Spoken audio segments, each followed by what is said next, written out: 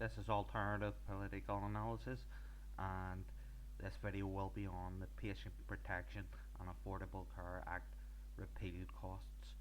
Now, the Committee for a Responsible Federal Budget found that to replace and repeal the Patient Protection and Affordable Care Act, it would cost the American people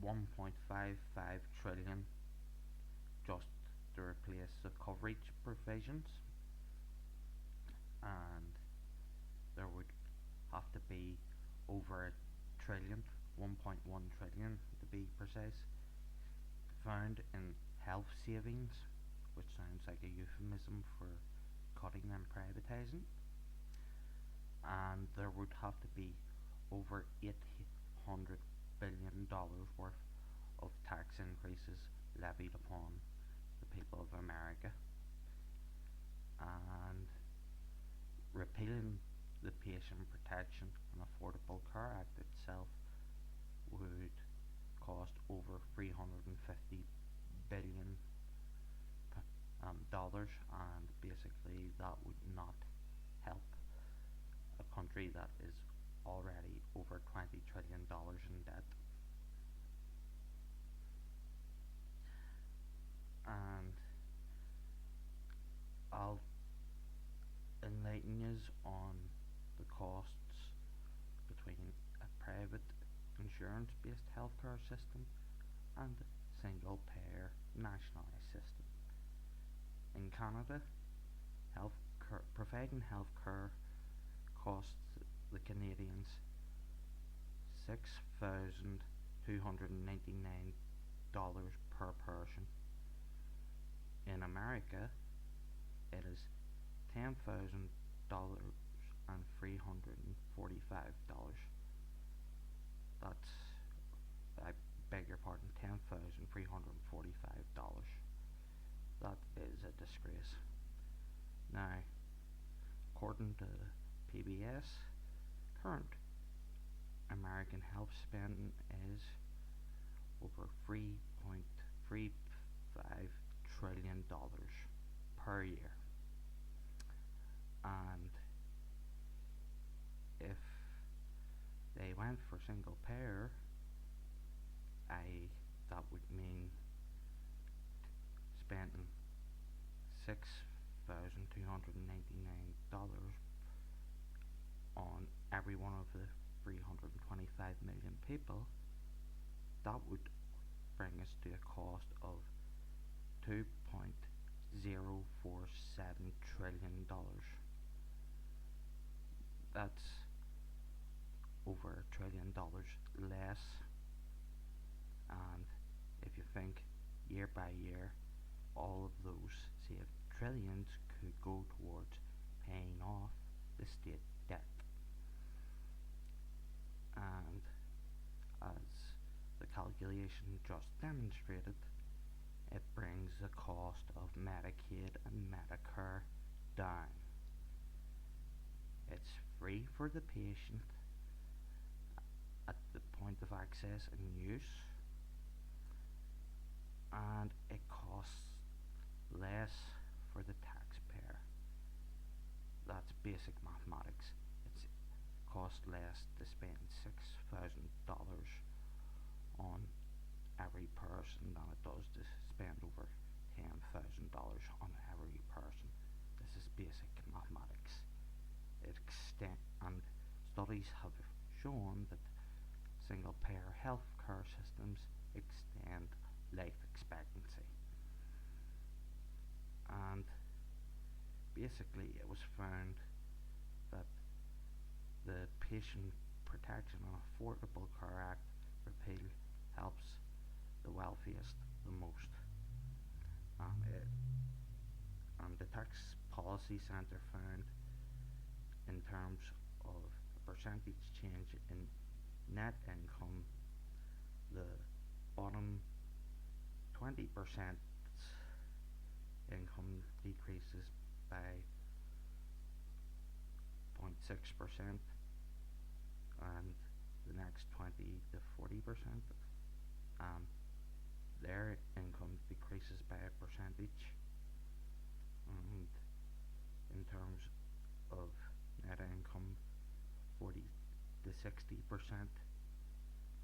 decrease by 0.1%, 60 to 80%, they increase by 0.1%, 80 to 90%, they increase by 0.1%, 90 to 95, they increase by 0.1%, and this is where it gets interesting. The top, in the top 5%, 95 to 99%, they increase by half a percentage, and this is going to sicken you. The top 1%, they increase by over 2%, 2.1% to be precise, and the top 0.1%,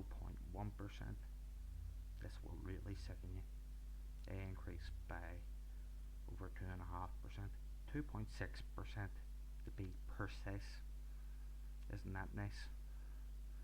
And the figures for that came from the Tax Policy Centre, as I previously mentioned. And basically, that's just if you believe the Tax Policy Centre. However, if you believe the Centre on Budget and Policy Priorities, it benefits the top 400 wealthiest taxpayers' incomes, and all of them make over $300 million a year, but the average is over $380 million a year.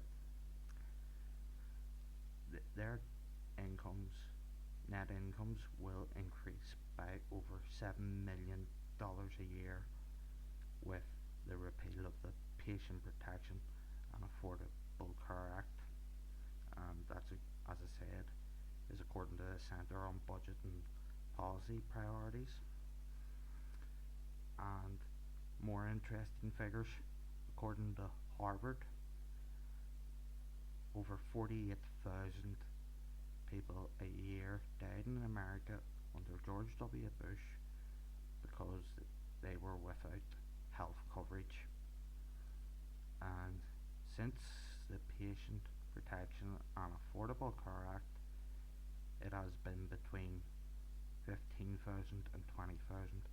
It is still 15,000 and 20,000 too many, but at least it's not near 50%.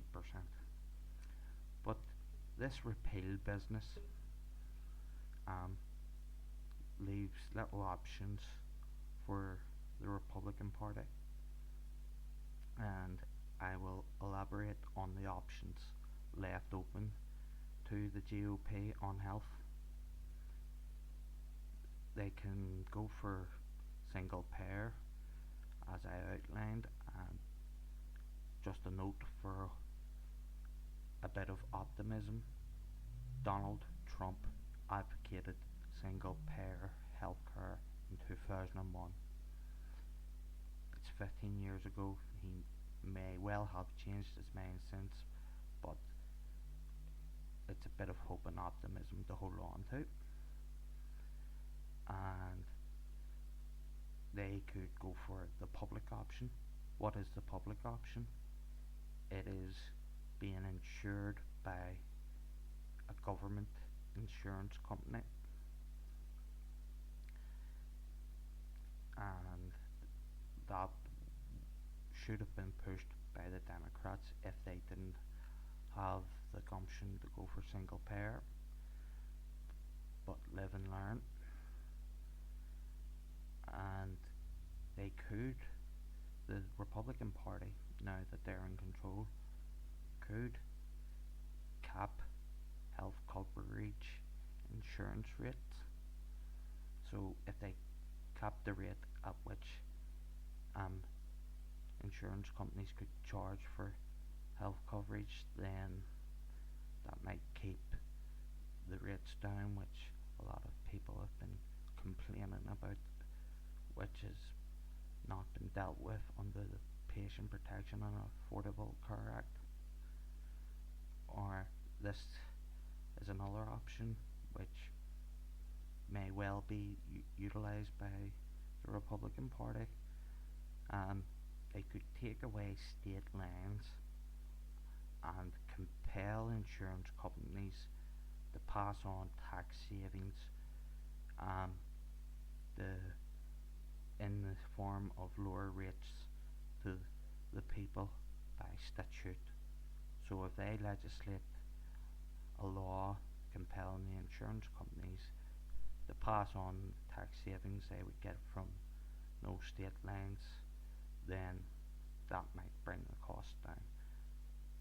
But in all honesty, America is going to have to bite the single payer bullet at some point, because millions without coverage and thousands dying cannot